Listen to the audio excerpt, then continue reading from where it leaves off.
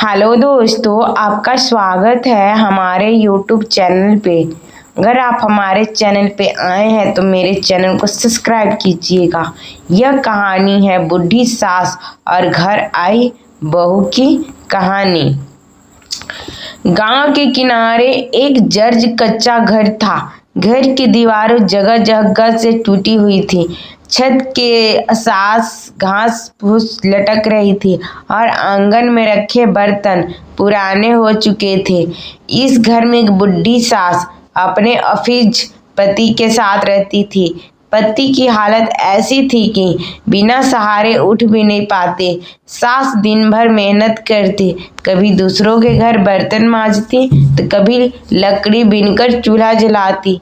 एक दिन सुबह सुबह वह चूल्हे पर रोटियां सेक रहे थे। पास ही उसकी पति टूटी व्हील चेयर पर बैठा था, आसमान की तरफ देख रहा था। तभी गांव की कच्ची सड़क पर एक चमचमाती सफेद कार आकर रुकी। धूल उड़ती गई, छिटक गई। गांव वाले चौंक गए, ऐसी कार उन्होंने कभी नहीं देखी थी।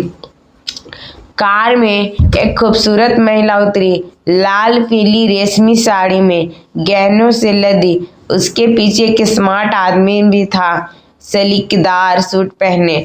बुढ़ी सास ने उन्हें देखा तो उसकी आंखें नम हो गई। वह धीरे से बोली, अरे ये तो मेरे बेटे और बहू हैं।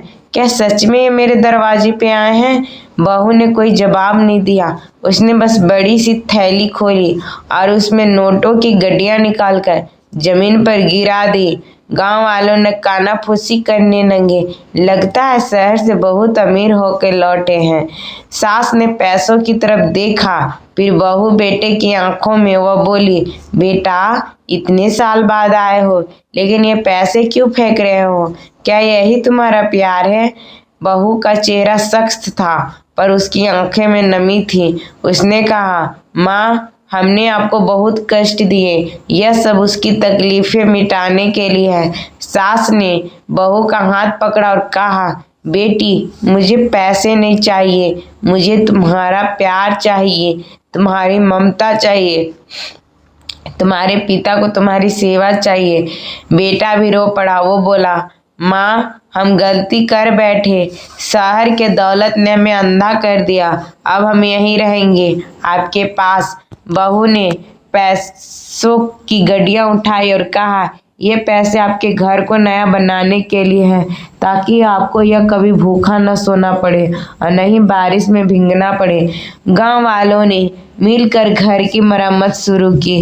कुछ ही हफ्तों में टूटी झोपड़ी एक जगह एक सुंदर पक्का घर बन गया। बुढ़ी सास के चेहरे पर संतोष की रेखाएं थी। रात को जब साथ बैठे, सास ने अपने बेटे बहू का हाथ पकड़कर कहा, याद रखना दौलत कभी इंसान का असली सहारा नहीं होता, सहारा होता है अपना परिवार। गांव के लोग उस दिन देर रात तक कहते रहे, सच है पैसा सब कुछ नहीं, ममता ही सबसे बड़ी दौलत है।